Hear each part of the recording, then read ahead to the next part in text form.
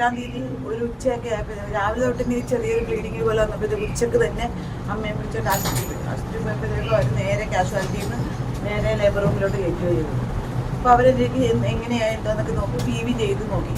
എന്നിട്ട് മൂത്രം ടെസ്റ്റ് ചെയ്യാൻ തന്നു കഴിഞ്ഞപ്പോഴത്തേക്കും മൂത്രത്തിൽ പഴുപ്പൊൻ്റെയാണ് ഈ ബ്രൗൺ കളറിൽ പോണേന്ന് പറഞ്ഞ് ഒരു ഗുളിക വെക്കാൻ തന്നു.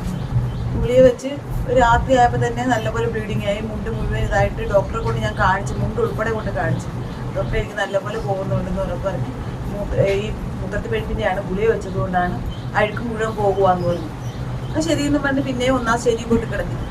കുറേ കഴിഞ്ഞപ്പം ഒരു 1:30 കഴിഞ്ഞപ്പോഴത്തേക്കും പെട്ടെന്ന് വിലക്കം വീഴുന്ന പോലെ ഒരു ഇത് വന്നപ്പോഴത്തേക്കും ഞാൻ ഡോക്ടറിലേക്ക് ചെന്ന് പെട്ടെന്ന് എന്ന് പറഞ്ഞ് ഡോക്ടർ എനിക്ക് വിലക്കം വീഴുന്ന എന്താ പോലെ തോന്നുന്നു പറഞ്ഞു. ഗ്യാസിൻ്റെ അന്ന് പറഞ്ഞ് പെട്ടെന്ന് തന്നെ കയ്യിൽ ഇഞ്ചക്ഷൻ എടുത്ത് കഴിഞ്ഞ് കുറേ കഴിഞ്ഞപ്പോഴത്തേക്ക് പിന്നെ എനിക്ക് വേദന വരാൻ തുടങ്ങി, ചെറിയ ചെറിയ വേദന വരാൻ തുടങ്ങി. അപ്പോൾ ഡോക്ടറിൽ ചെന്ന് പറഞ്ഞു ഇയാളെന്നെ കഴിച്ച എന്തോന്ന് ചോദിച്ചു. ഞാൻ പറഞ്ഞ് പൊറോട്ട കഴിച്ചത്. പിറ്റേ ദിവസം ഷുഗർ നോക്കണമെന്ന് പറഞ്ഞുകൊണ്ട് അരിയാഹാരം കഴിക്കുന്നില്ലെന്ന് പറഞ്ഞു. ആ വെറുതെ അല്ല, പൊറോട്ട എല്ലാം കൂടെ തിന്നിട്ടാണ് ഗ്യാസ് കയറിയത്, അതാണ് ഇയാൾക്ക് വേദന എന്ന് പറഞ്ഞു. പോയി കിടന്നോളാൻ പറഞ്ഞു. പിന്നെയും പോയി കിടന്നു. പിന്നെ ഒരു 3 മണിയോട്ട് എനിക്ക് ഭയങ്കര വേദനയായിരുന്നു. ഞാൻ അമ്മയോട് വിളിച്ചിട്ട് പറഞ്ഞ് ഞാൻ ഡോക്ടറിനെ കൊണ്ട് തന്നെ വിളിപ്പിച്ച്, ചെറിയ ഡോക്ടേഴ്സിനെ കൊണ്ട് വിളിപ്പിച്ചപ്പോൾ അമ്മ വന്നപ്പോഴും ഞാൻ പറഞ്ഞു അമ്മ എനിക്ക് വേദന കൊണ്ട് വയ്യെന്ന് പറഞ്ഞു.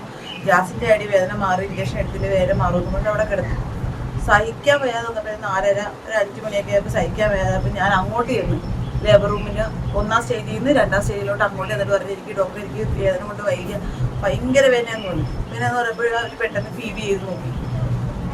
PV ചെയ്ത് നോക്കിയപ്പോഴും അവർ പറഞ്ഞത് ഈ മൂത്രത്തിൽ പഴുപ്പിൻ്റെ ഈ അഴുക്ക് പോണത് അല്ലാതെ ഒന്നുമില്ല.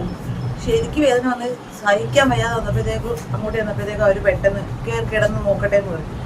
അവർ മിഷ്യൻ വെച്ച് നോക്കുന്നതിന് മുന്നേ തന്നെ കൈ വെച്ച് നോക്കിയപ്പോൾ തന്നെ അവർക്ക് കൺട്രാക്ഷൻ ഉണ്ടെന്ന് മനസ്സിലായി. ഞാൻ പറഞ്ഞു എനിക്ക് ബാത്റൂമിൽ പോകാൻ മുട്ടെന്ന് പറഞ്ഞപ്പോഴേ അവർക്ക് സത്യം മനസ്സിലായത്. അതുവരെ അവർക്ക് മനസ്സിലായില്ല.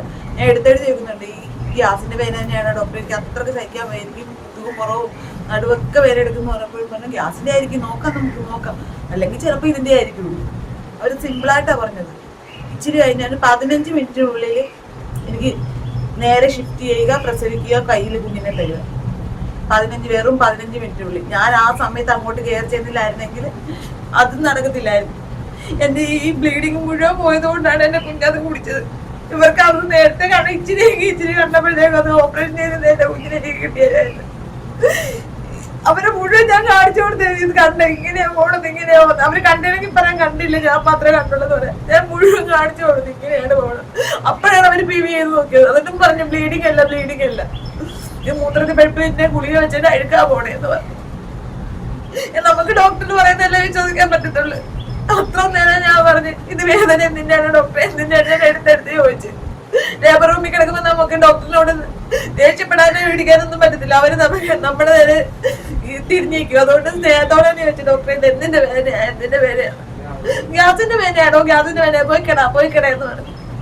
ഒട്ടും സഹിക്കാൻ വേദനപ്പം ഞാൻ അങ്ങോട്ടേന്ന് പറയാൻ എനിക്ക് വേദന കൊണ്ട് പോയി എനിക്ക് പറ്റുന്നില്ലെന്ന് പറഞ്ഞപ്പോഴേക്കും അവരൊന്നും നോക്കിയതില്ല.